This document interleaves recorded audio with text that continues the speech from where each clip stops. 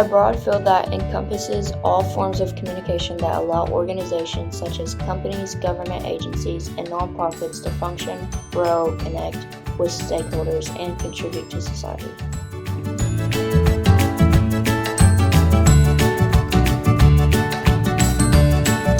We can talk about organizational communication as the communication that happens within organizations.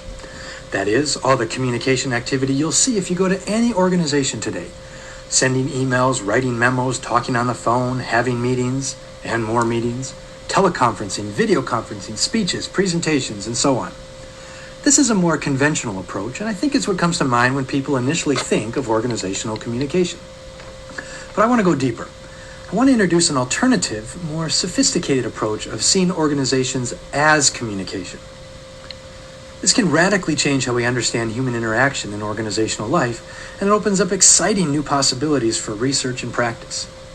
But first, let's say a bit more about the conventional approach to organizational communication, which focuses on communication within organizations. This perspective sees the organization as something like a container, and communication is what flows within the container. If we extend the metaphor, we can see how communicating is then shaped by the structure of the organization, in the same way that liquids take the shape of their physical containers. And by the shape of the container, we can mean the physical shape of the organization, like if you have to take the elevator up 10 floors to deliver a report to your boss, or more of a symbolic shape, like where you are in the organizational hierarchy and how this influences the way you communicate with other organizational members. The key here is that the organization is seen as something that exists separately from communication. So communication is quote-unquote organizational when it happens within these separate structures we call organizations. This relates to what scholars call an informational view of communication, because communication is all about transmitting information throughout the container of the organization. And quote-unquote ineffective communication or communication breakdowns are seen as technical problems. The right information didn't get to the right people in the right manner. Someone didn't get the memo, as people like to say.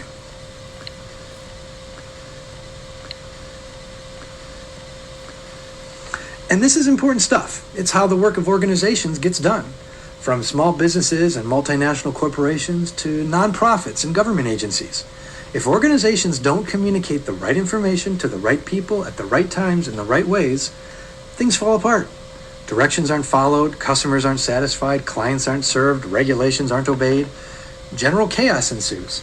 And in certain high-risk organizations, like our military or your local fire department, getting the right information to the right people is absolutely critical. What are the 4 types of organizational communication? Organizational culture can be split up into the following 4 categories.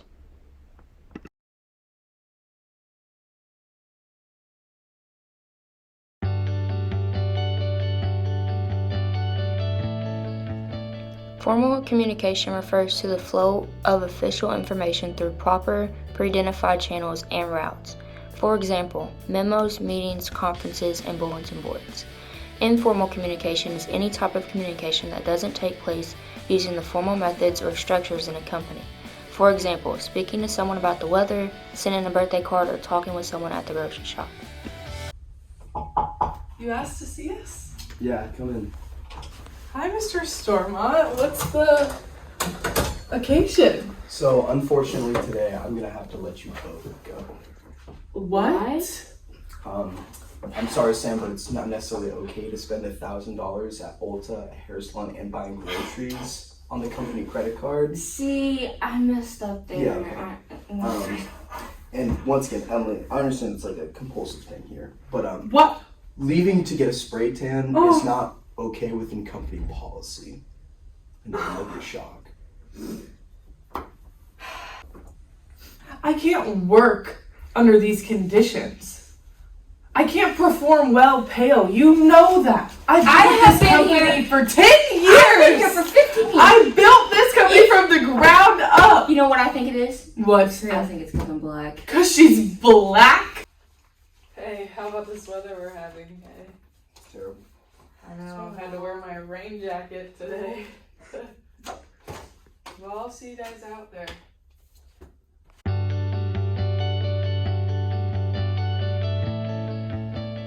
Directional communication is the way we communicate changes depending on the position of the person we're talking to. For example, a CEO sending a mass email about an upcoming event. What? Hold on. Let me send a massive email to all my employees really quick that I'm the CEO of my awesome company.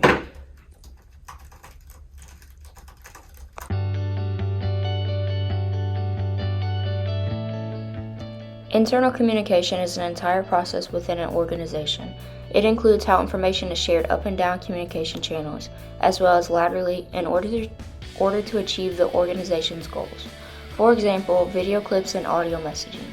External communication includes email brochures, newsletters, posters, advertisements, and other forms of multimedia marketing designed to attract customers, partners, and suppliers to conduct profitable business transactions.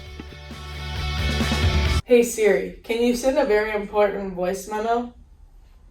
To Gary Deaton, you are the very best professor in the entire world.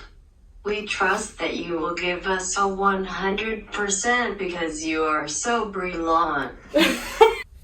Guys, here's the newsletter that we need to be working on this week. This is our form of external communication, so let's take a look at those and see what we think. Okay.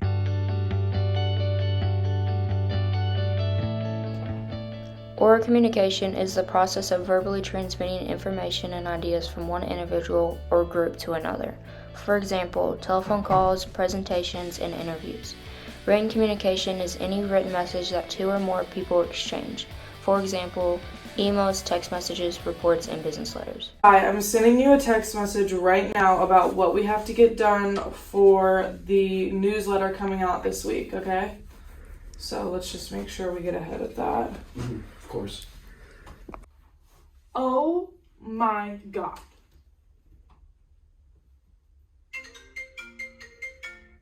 Hello?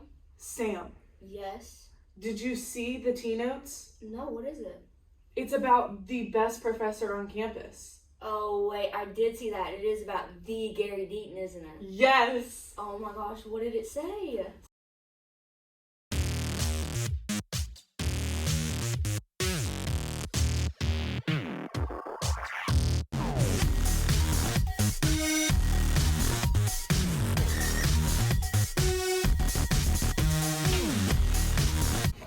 All right, I'm Michelle Sparks, and I am the Senior Director of Corporate Communications at Valvoline. Hey, can you explain to us what the difference between the organization and communication between Transylvania University and Miami University? Yeah, I think fundamentally, Transylvania and Miami University are both liberal arts degrees. The main difference is that Miami University has 22,000 students, undergraduate students. So it's quite a sizable campus in comparison to Transy. So a lot of the communications were similar. So my department, my division, we handled both internal communications and external communications. So internal communications can be anything that you're thinking of, a note that you might get from the president or from the dean of students that could have been likely generated from communications here at Transylvania or at Miami. The other major part of my job was external communications. So that dealt with dealing with alumni issues or media relations was a major part of my work here at Transy and at Miami. The media coverage that we get, which often wasn't the most favorable. So coming into crisis communication mode and how to deal with that so that your brand reputation isn't at risk.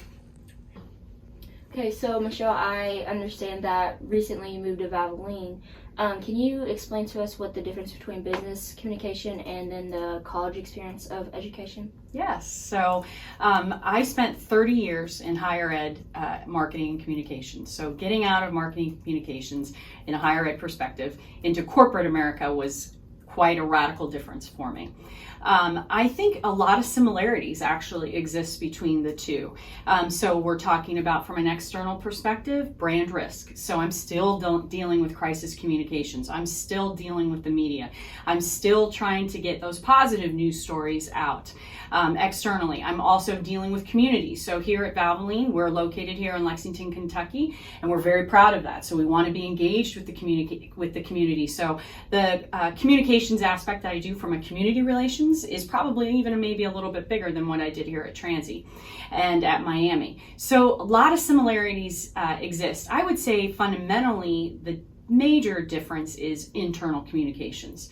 So at Valvoline and a lot of corporate America, we truly believe in creating a culture that is welcoming. Our employees, our team members are a big part of what we do. We're not going to be successful unless we have quality teams in place. So that internal comms, building culture, building a positive culture is a big part of what I do and how I drive the work that I'm doing. Okay. So, Michelle, can you explain to us in your own terms what organization communication is? In my own terms, organizational communication is absolutely critical to the foundation of the work that we're doing as a business. Without it, we're not informing, we're not engaging, and we're not educating our team members. That's the number one priority we have in the work that we're doing. So whether that's building a culture or simply just trying to get information and facts and figures out, without that structured way of knowing how to segment my audiences, what vehicles to use in terms of communicating it, and the timing, all three of those things are critically important to how we're going to communicate to the masses. Okay. Now, can you describe a day in your life of using communications at Valvoline? Sure. I mean, every single day is absolutely different. So some days I'm working with our investor relations team and we're building out our presentations for our quarterly earnings. So that's when we are required by law to communicate and put out to the public how much we've made, where our profits and losses are. So that may be part of it. Another part of it might be developing our global town halls. So quarterly we do a hybrid live streamed and in-person global town hall. It's streamed all across the globe, India, Australia, Dubai, all across the US. I coordinate that with our CEO. So I'm coming up with content. I'm developing the materials with it, and then down to the logistics of the production team that's in there, the sound crew that's in there. And then you have the mundaneness of everyday communications life. That's writing emails, that is updating our intranet site, that's posting on our internal social media outlets that we have. We have 2 of them. It's talking on a Teams call with different colleagues from across the globe and updating them on things. So every day is different, and it's wildly exciting and wildly different in how I'm communicating to various audiences. So depending on what time of year it is, like right now I'm in the heart of developing our town hall and our quarterly earnings. So that's really different from what I would do in higher ed too. We didn't have to obviously put out any financials quarterly. So that's a big chunk of my work as well. And then there's, the occasional media relations work that I'm doing too. So I'm helping reporters find sources for their articles that they're writing, expert sources. I'm pitching stories to the media. I'm writing press releases. I'm dealing with social media. So I might be dealing with a social media post that's putting our brand at risk. And so I'm helping to develop talking points for that for our call center. So every day is just really, really different. It's hard for me to describe one single day because every day is going to look wildly different from the day before.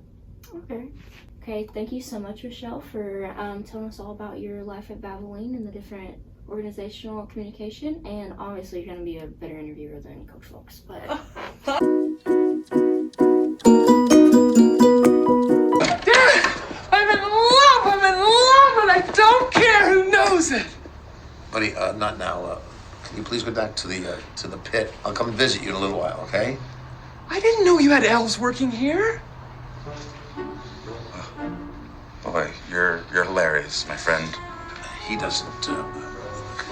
Get back to the story, please. So, on the cover above the title. Does Santa know that you left the workshop? We're all laughing our heads off. Did you have to borrow a reindeer to get down here? Buddy, go back to the basement. Hey, Jackweed, I get more action in a week than you've had your entire life. I've got houses in LA, Paris, and Vail. Each one of them with a 70-inch plasma screen. So I suggest you wipe that stupid smile off your face before I come over there and smack it off. You feeling strong, my friend? Call me Elf one more time.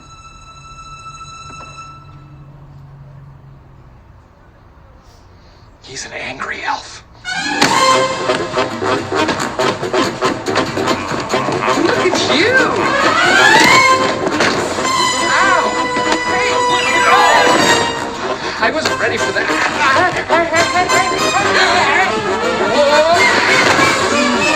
Call me Elf one more time. Call me Elf. You're an elf.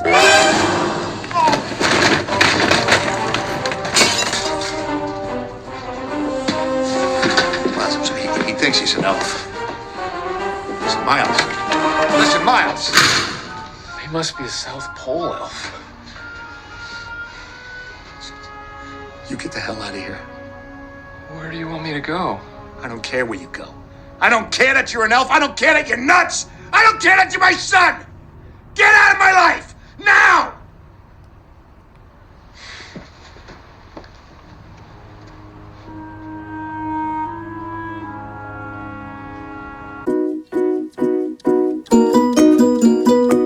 We gotta go to 23rd, please, between 5th and 6th. It's 29 West 23rd. You got it, lady. The new and improved Poise will explore the last frontier. It will go heroin chic, one better. It will OD. It will kill. Cause of death? Chicness. The new Poise will go farther than any fashion magazine ever before. It will be deadly serious. Fashion suicide. So what do you think?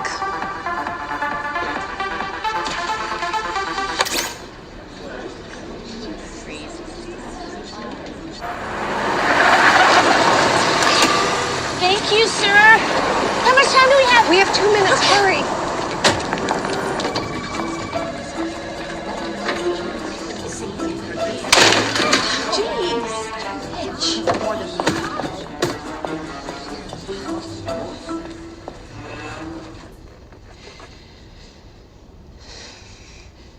I know this is different. I mean, from anything we've ever done. And I know you might hate it and think I'm completely crazy. But I won't care. Even if I get fired. And I don't mean that disrespectfully. It's just that I've realized something. Who are these women? Does anyone know?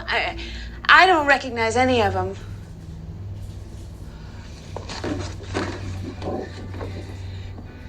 I want to see my best friend's big sister and the girls from the soccer team, my next door neighbor. Real women who are smart and pretty and happy to be who they are. These are the women to look up to.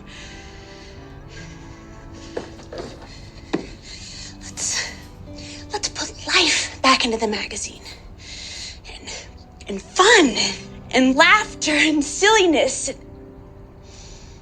I think all of us want to feel something that we've forgotten or turned our backs on. Because maybe we didn't realize how much we were leaving behind.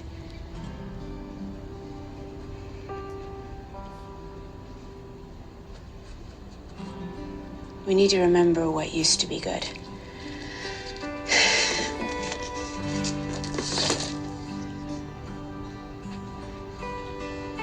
If we don't, we won't recognize it even if it hits us between the eyes.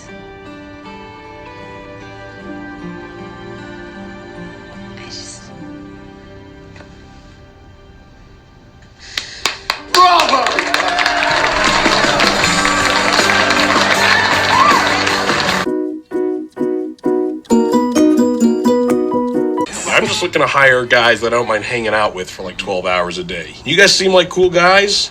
You got hair similar to mine. You wear tuxedos to the interview. That's funny. It's ironic. I get that. You're kind of underplaying the whole formality of it. I think that's funny as hell. So let's do this. You know, you guys are hired. You're in, you know, unless you're like the weirdest guys ever and I don't see it. Great.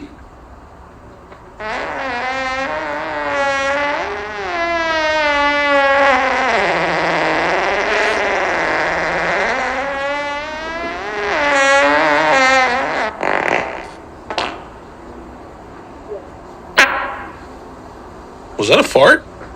I don't know. I can taste it. On my tongue. Okay, I'll be honest with you, I did fart. Is that onion? Onion and ketchup.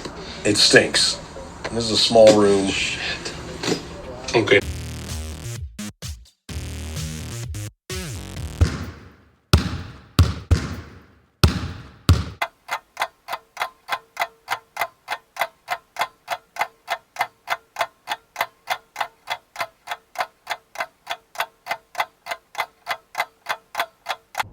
Good morning, Coach folks. Thank you for being here with us.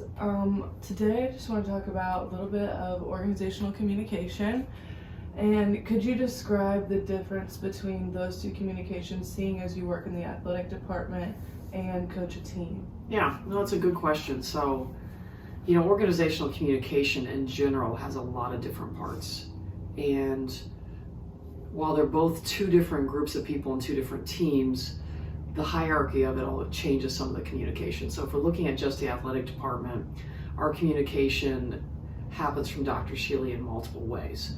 And so we have staff meetings every Tuesday, and in advance we get all the information. And so it comes to us where, you know, there's the written part where things we're supposed to know, and then she highlights all of the extra pieces.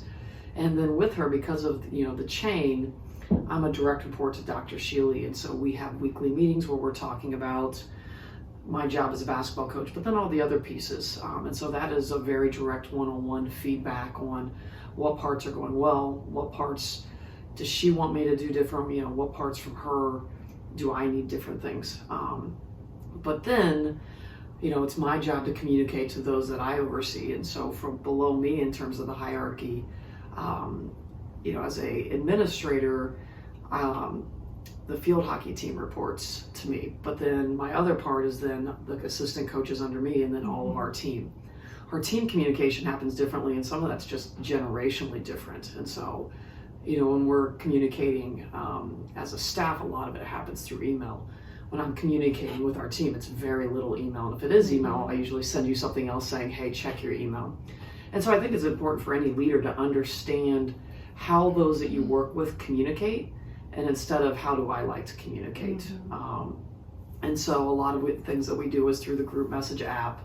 You know, that's kind of your guys' email that gets the information broadly, but then it's a lot of one-on-one communication. So I think it's really important that I know all of our players really well, know how you guys like to communicate on a one-on-one basis, how you like to receive information and learn, and that's different all the time. But so just by the dynamics of the different teams and who you guys are, our communication's inherently different. I'd like to note that you said both were teams. I think that's interesting. That's cool. I've also heard Coach Folks and I have talked before, and she's mentioned it to the team before, how we serve down. And I think that's also important. Like, leaders are important in organizational communication because there are people above you and below you. Yeah.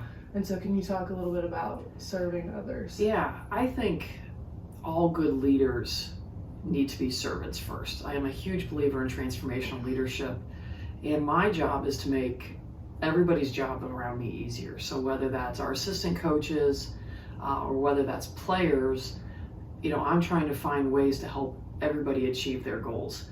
And without knowing you guys really well, it's hard to know what your goals are.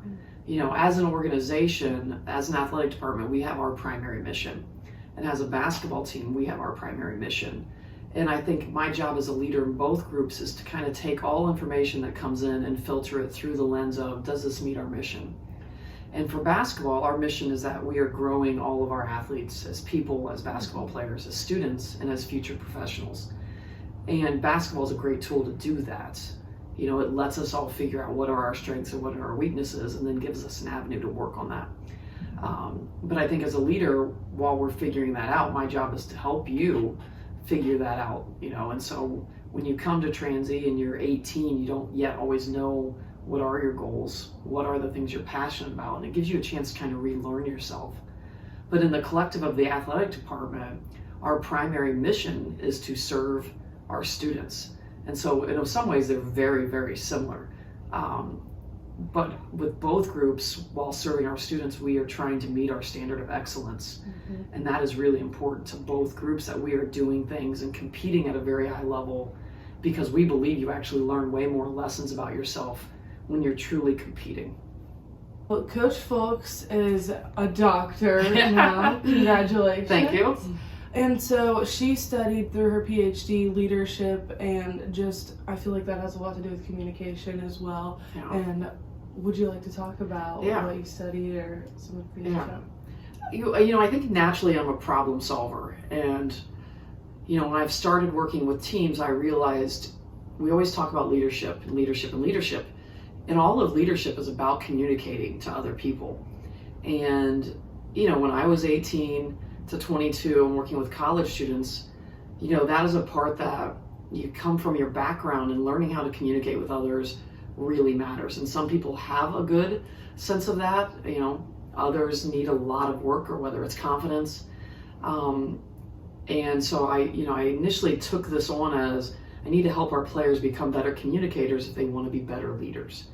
And then that tied into, I have a very strong science background. I love science. And so using kind of these neuroscience hacks that we know work, like me giving you a high five, and using these things to help them become better communicators through lots of different ways, but really using science to know, you know, our brain lights up and builds trust when we do these things. And so that was what the study that I did was all about, was helping college students understand how they can use science hacks to do this communication thing better. And I think for athletes, it really works naturally that way. You know, everything we do is, hey, here are 3 things that'll make you better. Here are 3 things that'll make you better on the court. Well, now here are 3 things that'll make you a better communicator, and just instill trust, which is a huge part of being able to lead people. And so it's something I'm really passionate about, because it helps everything. It helps our team mission when we can all communicate better. It helps when you go out into the professional world that you can communicate better. And so really that is kind of a goal of mine, but it really does stem back to leadership, because if I need to get a message to you, there are lots of different ways that I can do that. And there are lots of ways I have to do that, you know? Sometimes I have to be the one that's not as nice and kind of like gets everybody's attention. But really it's much more about me knowing you, and outside of those moments that gets attention that we have to have every now and then, it's really about, okay, this is what I know you want to do. And this is how I know that you need to work with your teammate. And how can you two say the right thing? And sometimes it's how can you receive communication in a way that you didn't want it and make it instructive. Because in games, when tension is up, I can't always say I'm going to say it the right way, and you're not always going to say it the right way. And so we have to have enough trust in ourselves as a group and know our mission, that in those moments we can all accept it and just move forward. And I think that's a really huge part of all communication in life, is hearing what they meant and removing the tone. Like, both sides of that is a really important leadership skill. Just say, as a player for Coach Fulks, that we do implement all these things. We have positive touches, and we recognize tone, and we even did a study on in May term about leadership, and we worked through the 5 dysfunctions of a team. And I can say that we do implement all those things, and I'm just super grateful. This is something I love doing. You know, now we got to go get the win today. Woo! Communicate through the win. One already won.